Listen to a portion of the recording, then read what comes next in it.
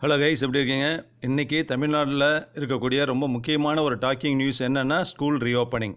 ஏன் அப்படின்னா colleges and schools வந்து கொரோனா பிரச்சனைக்கு அப்புறம் எப்போ ரீஓப்பன் பண்ண போகிறாங்க அப்படின்னு சொல்லிட்டு டேட் வந்து அதிகாரப்பூர்வமாக தமிழ்நாடு அரசு வந்து அறிவிச்சிட்டாங்க. ஆனால் அது சம்மந்தப்பட்ட நிறைய எதிர்ப்புகள், கருத்து வேறுபாடுகள்லாம் இருந்ததுனால அதுக்குண்டான ஒரு மீட்டிங் வந்து அரேஞ்ச் பண்ணியிருக்காங்க கவர்மெண்ட்டில். அது சம்மந்தப்பட்ட டீட்டெயில்ஸ் வந்து இந்த வீடியோவில் பார்க்கலாம். அதுக்கு முன்னாடி I'm Rajasekar from Rajasekar Bala video YouTube channel. நம்ம சேனல் என்ன சப்ஸ்கிரைப் பண்ணாதவங்க சப்ஸ்கிரைப் பண்ணிக்கோங்க.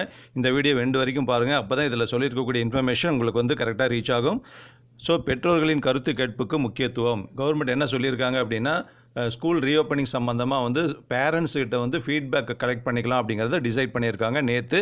அது சம்மந்தப்பட்ட ஒரு வீடியோ கூட நம்ம சேனலில் நான் கொடுத்துருக்கேன். அதனுடைய லிங்க்கு இந்த வீடியோ லிங்க் டிஸ்கிரிப்ஷனில் கொடுக்குறேன், அதையும் நீங்கள் பார்த்துக்கலாம்.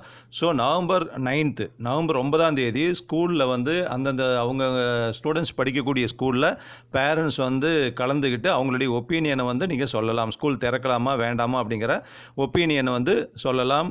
நவம்பர் 9 அதை வச்சு தான் நமக்கு வந்து நவம்பர் 16 ஸ்கூல் ஓப்பன் பண்ணலாமா என்னங்கிற முடிவுகள் எடுக்க போகிறதா தமிழக அரசு சொல்லியிருக்காங்க. அதனால் ஸ்கூல் திறக்கிற தேதி ரீஓப்பனிங் டேட் வந்து அநேகமாக நவம்பர் 9 வந்து முடிவாகிறதுக்கான வாய்ப்புகள் நிறையா இருக்குது.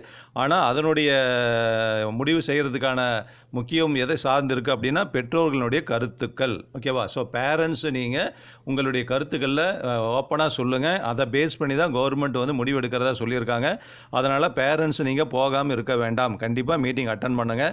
அதில் வந்து பார்த்தீங்கன்னா 12,700 ஸ்கூல்ஸில் இந்த மீட்டிங் நடக்க போகுது நவம்பர் 9 அதில் ஹையர் செகண்டரி ஸ்கூல்ஸ் வந்து 7,370 ஸ்கூல்ஸில் இந்த மீட்டிங் நடக்க போகுது. அதே நேரத்தில் ஹையர் செகண்டரி ஸ்கூல்ஸ் வந்து 5,330 ஸ்கூல்ஸில் இந்த மீட்டிங் நடக்க போகுது. ஏன் அப்படின்னா ரிமைனிங் ஸ்கூல்ஸ் எல்லாம் கிடையாது. ஏன்னா ரீஓப்பன் பண்ணலாம் அப்படின்னு முடிவு எடுத்திருக்கிறதே பார்த்தீங்கன்னா 9th 10th 11th 12th இந்த 4 கிளாஸஸ்க்கு மட்டும்தான். அதனால் ஹை ஸ்கூல்லையும் ஹையர் செகண்டரி ஸ்கூல்லையும் தான் இந்த மீட்டிங் நடக்க போகுது. இந்த ஸ்கூல்ஸ் எல்லாமே வந்து கவர்மெண்ட் ஸ்கூல்ஸ் இருக்குது, கவர்மெண்ட் எய்டட் ஸ்கூல்ஸ் இருக்குது, ப்ரைவேட் ஸ்கூல்ஸ் இருக்குது, சிபிஎஸ்சி ஸ்கூல்ஸ் இருக்குது, எல்லா ஸ்கூல்ஸுமே இருக்குது. ஸோ அதனால் பேரண்ட்ஸு அங்கே அந்த மீட்டிங்கை நீங்கள் அட்டன் பண்ணுங்கள்.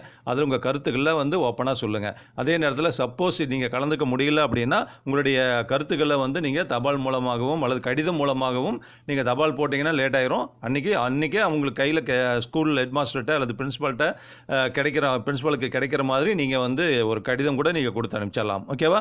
ஸோ அதனால் உங்களுடைய கருத்துக்கள், பெற்றோர்களுடைய கருத்துக்கள் வந்து ரொம்ப ரொம்ப முக்கியம்.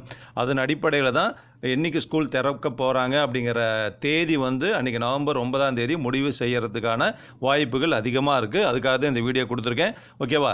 இந்த வீடியோ பிடிச்சிருந்ததுன்னா ஒரு லைக் கொடுத்துருங்க. இன்னொரு அப்டேட் இன்ஃபர்மேஷனோட பார்க்கலாம். Thank you very much. ஜெய்ஹிந்த்.